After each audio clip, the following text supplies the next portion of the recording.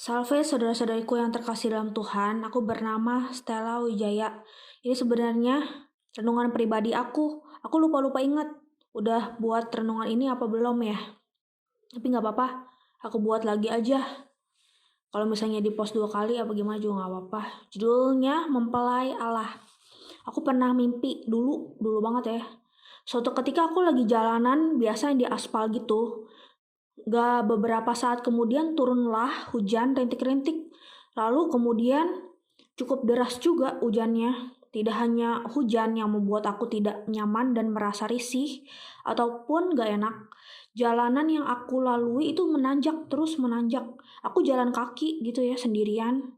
Perlu tenaga untuk terus tetap berjalan sampai ke tujuan aku yang entah di mana. Pokoknya aku harus jalan ke arah satu arah itu, naik terus sampai mencapai tujuan. Aku nggak tahu tujuannya kemana.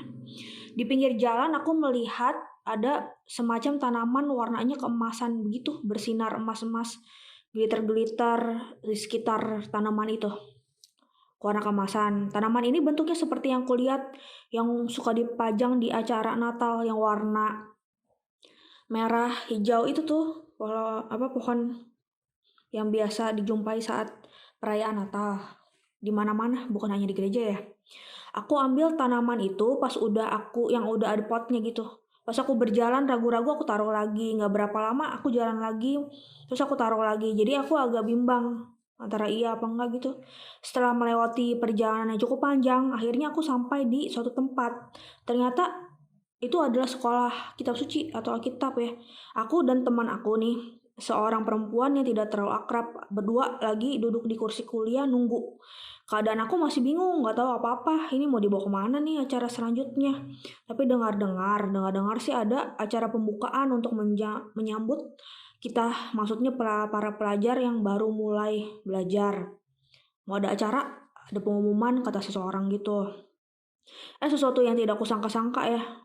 Ada alumni-alumni sekolah Alkitab itu perempuan semua yang bergaun pengantin putih, terlihat begitu cantik dengan make up dan hiasan rambutnya. Semuanya pakai baju pengantin warna putih, ada sekitar 8, 10 apa berapa banyak banget deh. Terus tubuhnya terlihat begitu bercahaya dan mereka benar-benar tidak bisa ditutupi oleh apapun juga cahayanya. Mereka tersenyum bahagia sekali, sangat cerah ceria.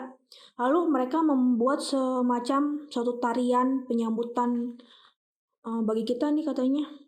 Semacam drama rohani katanya untuk aku dan para murid yang baru mau belajar di sana. Perasaan aku di mimpi adalah cukup senang, gak nyangka, bingung, bertanya-tanya, sedikit terharu, tapi bingung kenapa kayak begini ya.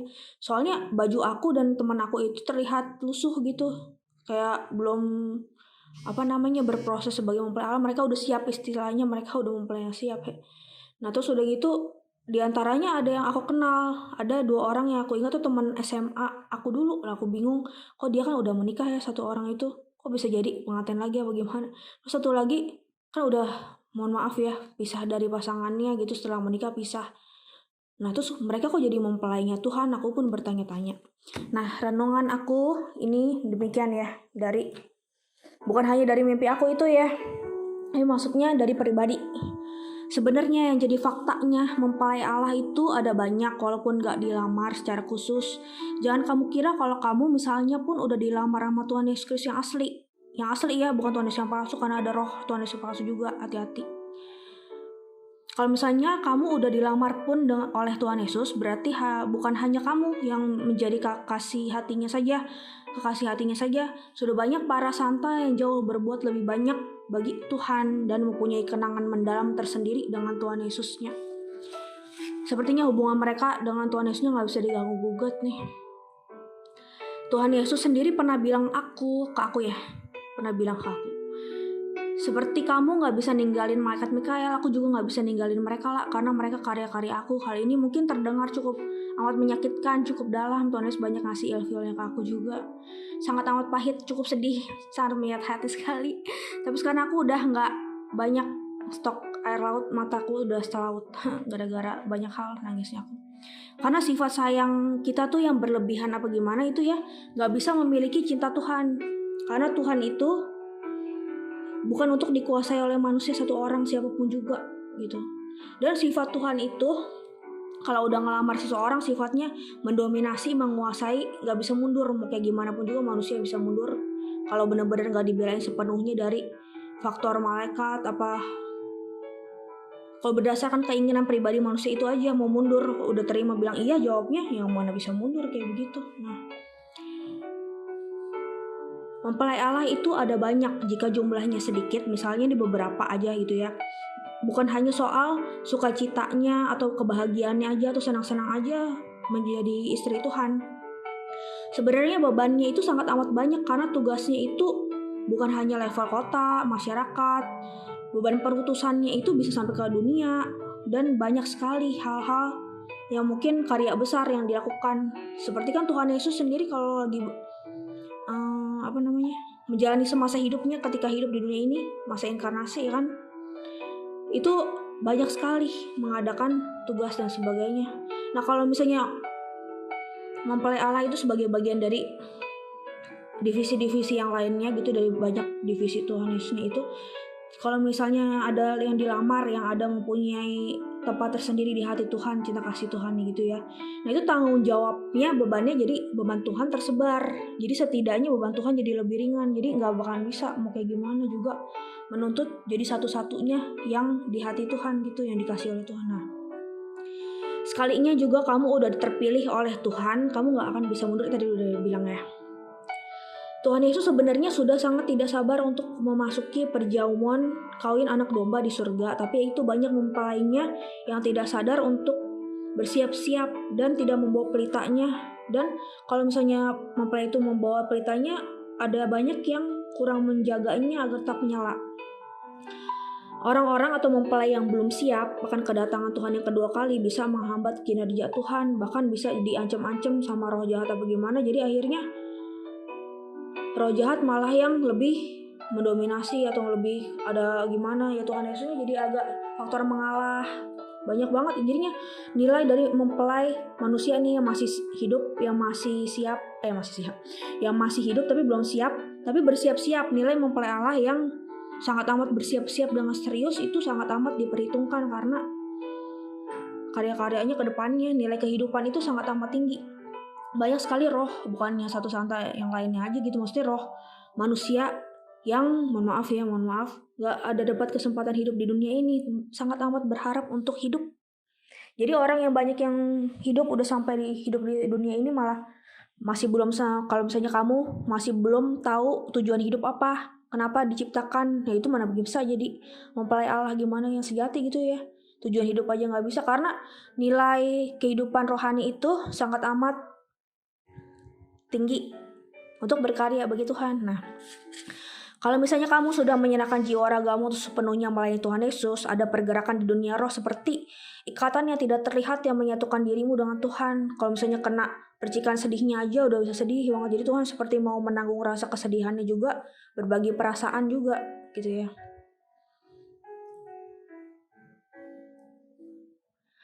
Tapi gini ya, melihat faktor Tuhan Yesus tuh kan yang menguasai rasa memiliki yang begitu sangat sekali. Jadi kalau ada suami ataupun pacar di dunia nyata apa gimana gak akan bisa ngalahin cinta kasihnya Tuhan. Jadi sekeren apapun juga manusia, Tuhan gak mau terkalahkan oleh apapun juga, itu sifatnya.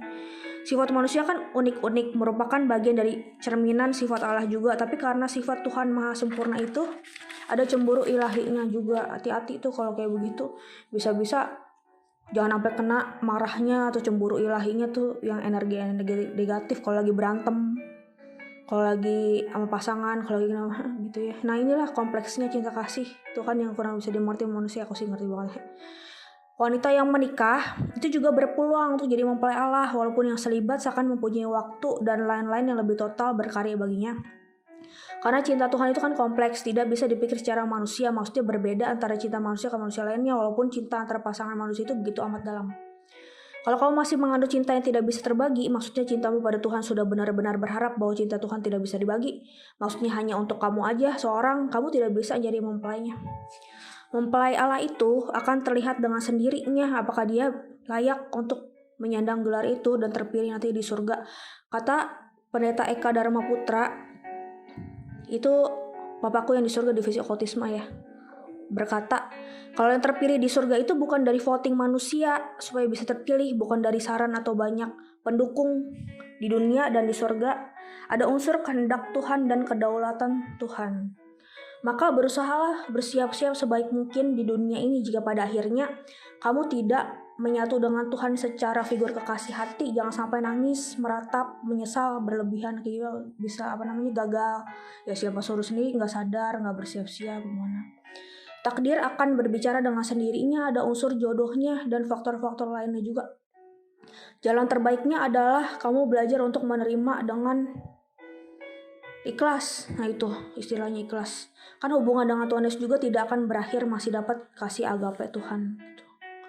Keputusan dan kedaulatan Tuhan itu mutlak, tidak bisa diganggu yang lain. Keputusan Tuhan adalah yang terbaik bagi semuanya. Cita sejati memang ada unsur tidak bisa memilikinya juga. Makanya jodoh yang terbaik bagimu sudah pasti akan menanti juga mungkin ya kalau Tuhan kasih kesempatan. Dan bila sudah terpilih menjadi mempelai Allah, harus baik-baik mencintainya. Bagian di bawah berikut ini adalah kutipan dari hipwi.com. Sebenarnya cinta memang sederhana, tapi bukan berarti kamu tidak perlu melakukan apa-apa untuk pasanganmu. Hakikat cinta itu memberi tanpa berharap kembali. Ya, demikianlah renungan aku ya, udah kusingkat banget nih. Semoga berkenan di hati kita ya. Selamat mendengarkan episode aku selanjutnya. Amin.